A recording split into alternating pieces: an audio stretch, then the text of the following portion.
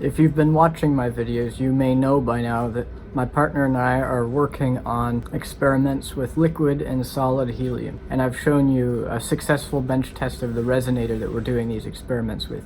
Basically, we're studying phase transitions by looking for sudden changes in the speed of sound, and we're measuring the speed of sound from resonances inside a cylindrical cavity resonator. Now, in this video, I'm going to show you the nitrogen transfer to the outer Dewar. We're preparing specifically for the first and probably only experiment with liquid helium, where we're going to look at first sound around the lambda point, and one of the preliminary steps to doing this was filling the outer Dewar and the double Dewar with liquid nitrogen. Before we did that, we put a low pressure of nitrogen in the jacket around the inner Dewar, which will hold the liquid helium so it's in thermal contact with the liquid nitrogen layer, and it can get cooled down to 77 Kelvin, the temperature at which liquid nitrogen boils at. I didn't film that. I can't film everything because I need to actually be working. I just try and film the highlights when I can. And I was able to film the subsequent transfer of liquid nitrogen to the outer Dewar. This will sit overnight. It will cool the inner Dewar down to that key 77 Kelvin, and then we'll do the liquid helium transfer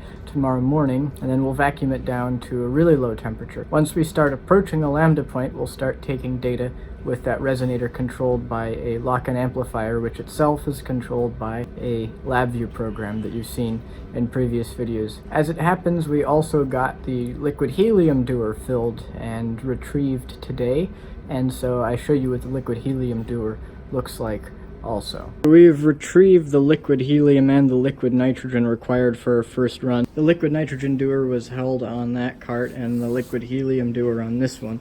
And the liquid helium Dewar full of just under 60 liters of frickin' liquid helium is right here.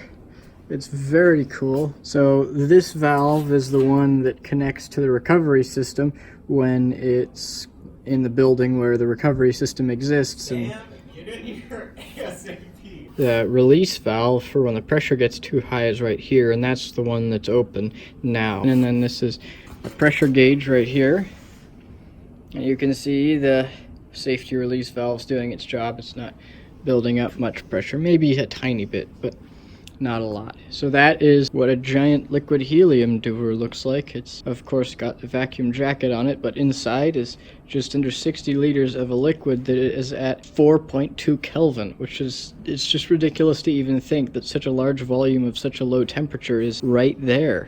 This is the liquid nitrogen transfer Dewar that's now full, and you can see it's connected up to the input there that connects to the outer Dewar, the liquid nitrogen Dewar. This here, that's a solenoid switch. It controls a valve, and that allows nitrogen pressure from this cylinder to flow in and push liquid nitrogen out into there. And while we don't have it set up, there's actually sensors in there that can detect the level of liquid nitrogen and turn that on and off so that it will refill automatically. But it needs to be refilled so infrequently that we very likely won't actually set up the automatic stuff. Now the next series of clips that I'm going to show you shows the filling of the liquid nitrogen outer Dewar. And I also included quite a lot of footage of this, even though perhaps it's a bit redundant.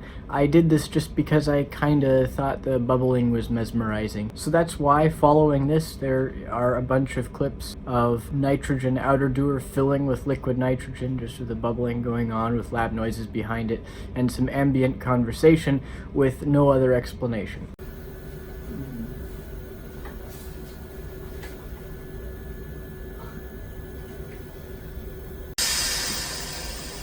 Hitting the bottom and evaporating pretty rapidly. So where does this port, I know it's on the back end for the entrance, but the exit for the nitrogen, is it still coming kind of from the top? What's the difference specifically between the shallow and the deep ports, where they're actually exiting? The shallow just goes into it's the little hook into the top of the Dewar, and it stops. If you get around the back, you might even be able to see it. The deep tube goes very close to the bottom of the Dewar. Okay. But we really are not making any use of that.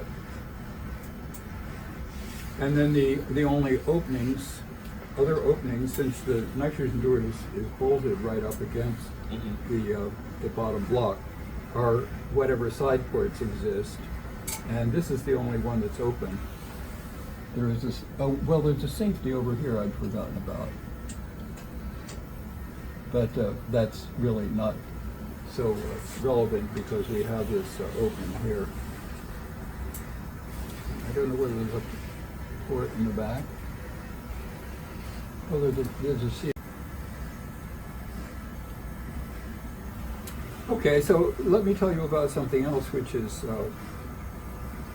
useful, not so important, but for the use you'll make.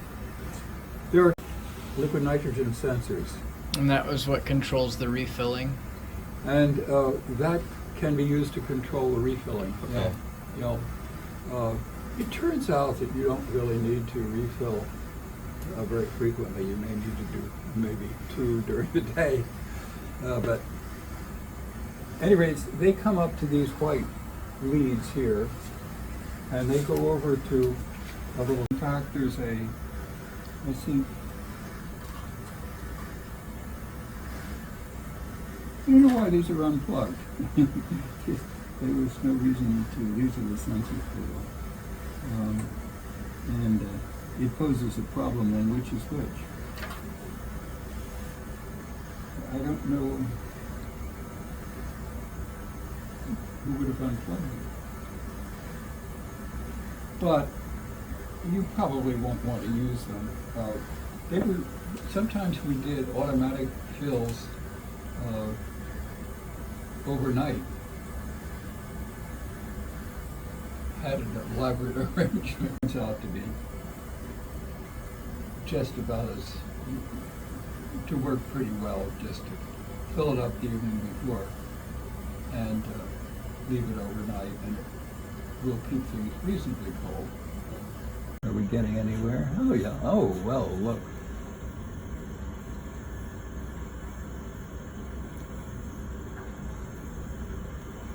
Coming up very nicely. In fact, let's do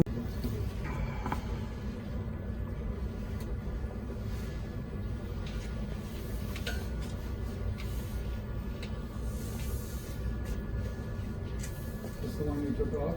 And then, in terms of the height, when do we normally turn it off? I'd go up to 94 or something like that. Okay. And you notice how under pressure the Dewar has gone. Yeah. But that part of that's just the cooling part. Yeah, that's right, yeah. So, where's the level now? Oh, it's up around 80. Yeah. You'll find it as far as cooling goes, this thermometer monitoring the cooling and nitrogen temperature is much more useful. That's too bad. It's nice to have the nitrogen still on the. There must be a relay in that box. It's at 92, now 93. Now it's at 94. Okay. If you haven't watched my previous videos and you're unclear on what I'm talking about with this whole inner-outer Dewar thing, well, I'm talking about this thing here. This is a double Dewar. It has a glass layer and then a vacuum jacket, then a liquid nitrogen layer, then another vacuum jacket, and then a liquid helium layer. The idea is that the outer vacuum jacket shields thermally the liquid nitrogen, and the liquid nitrogen in the inner jacket shield the liquid helium. And that's basically what it takes to have a Dewar that can hold a meaningful amount of liquid helium at such low temperatures for a very long time. It's just about layering, one of which involves a sort of preliminary warmer cryogen, which is liquid nitrogen. So we're about to leave for the night, and we've filled up the liquid nitrogen Dewar a little while ago, so we're going to top it off. And since I filmed the actual filling nitrogen Dewar last time, I'm going to film more what's going on the outside, and less so the nitrogen actually flowing in, so you can see that part too. Okay, so now nitrogen's flowing. Since the system's already set up, all I really needed to do to start the filling was open the stop valve, open the cylinder, and my partner over there plugged in the solenoid switch so it opened, and then liquid nitrogen has started flowing.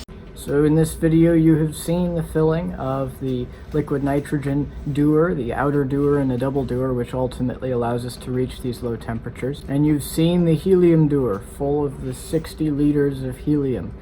It's weird to think of 60 liters of a 4.2 Kelvin liquid just sitting there, but in fact that's exactly what it is. I hope you found this interesting. If you did, please give it a thumbs up and don't forget to subscribe. Dietrich out.